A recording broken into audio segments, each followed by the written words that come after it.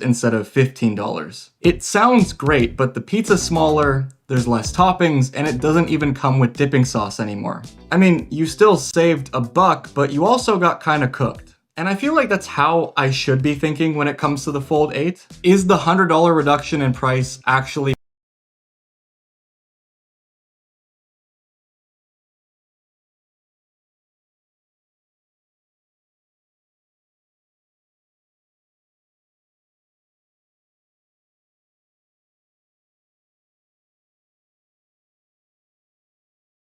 This is the one I wanted to get my hands on, and somehow it's exactly the review unit Samsung ended up handing us. I've been using it non-stop since, and guys, I think Samsung just built my favorite foldable like ever. For the past 2 months, because I'm usually on my S26 Ultra, but as an iPhone user, I'm gonna show you what it's been like to go from this to this.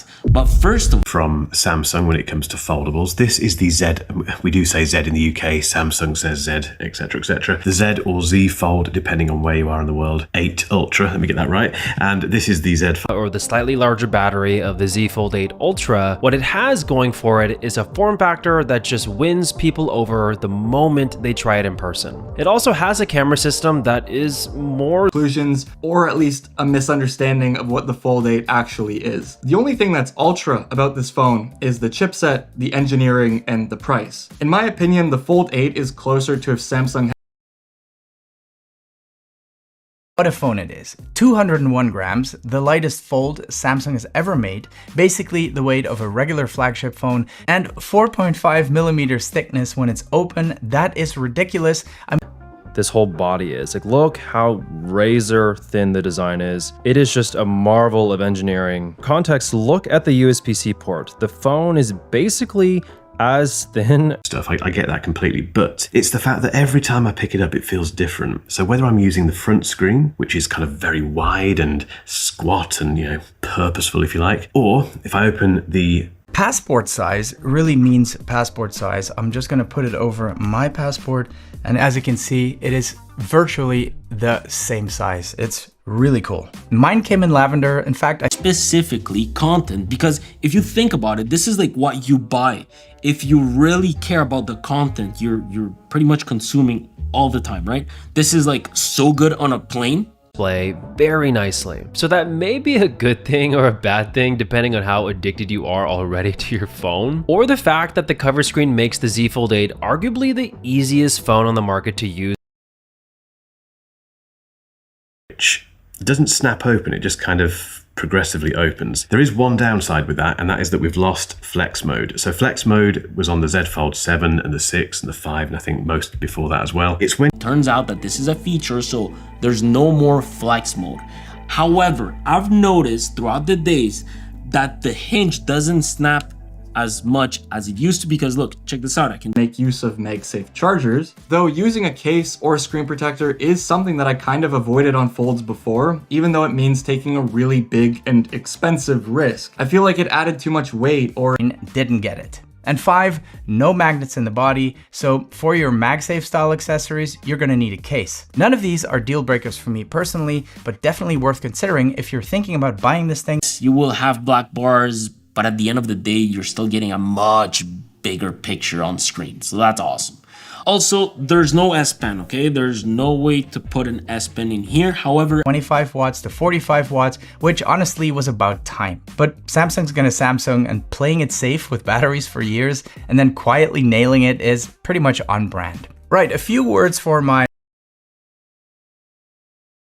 get stereo audio if you watch content on the cover screen. If it's actually unfolded, because the speakers are on the side of the cover screen, you don't have stereo audio. Everything's just coming out of the left side. On the cover screen half of the phone, and they do get quite loud and fill a room nicely. So my only gripe with the speakers on this phone is specifically when you use it in landscape mode. Both of the speakers on this you get this massive tablet-like experience for for browsing websites. It's just really enjoyable, and typing on this internal display, whether it be that way or 4x3. Information about this update online as of right now, but I did notice the display dimming isn't as bad. Whether that's placebo or this update actually fixed it is beyond me, because there was some confirmation that this would be fixed. And the iPhone, check this out. It is insane how iPhone is able to really output decent brightness outside. Like, I can clearly see my phone.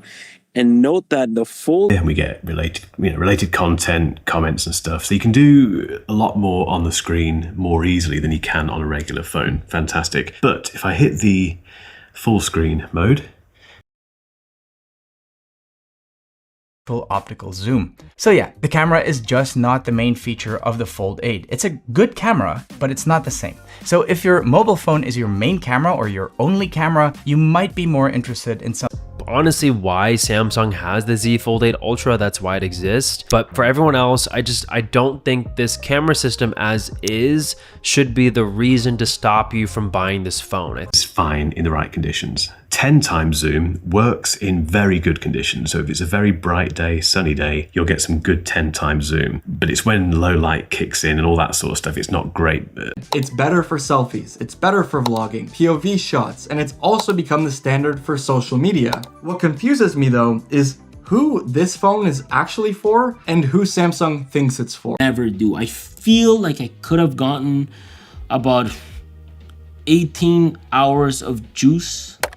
But I did find it strange how battery life dissipation at night was at doing all of these things with the least amount of compromise. So back to this whole stupid pizza analogy. Did Samsung give you a smaller pizza at a similar price, or did they deliver something that has higher quality? Ron is obsessed with. My experience with this battery has been absolutely amazing. So the day that I was in London taking those photos that you saw earlier, that was a full-on day of using this phone constantly, and it was the first. Depending on what you want to focus on in that given moment. And I personally find 2 apps really useful. 3, if I go back and add that 3rd app. 3 is a little bit excessive for me. I think you can close that out. up for the dock, or you can find the side panel. And the side panel, guys, is actually really cool because you can think of it as a drawer with your favorite apps. You can customize it the way 5.5 inches is wider and shorter than a normal phone, but I really dig this form factor, and it's actually not that much wider than my iPhone 17 Pro Max. Typing on this thing is great. That was the one thing. It's a lot harder to see unless I get myself into shade or let the phone cool down. There's nothing like a vapor chamber in the phone like this. I don't even think it's actually possible to get one in a folding phone. Maybe I'm wrong, I'm not an engineer.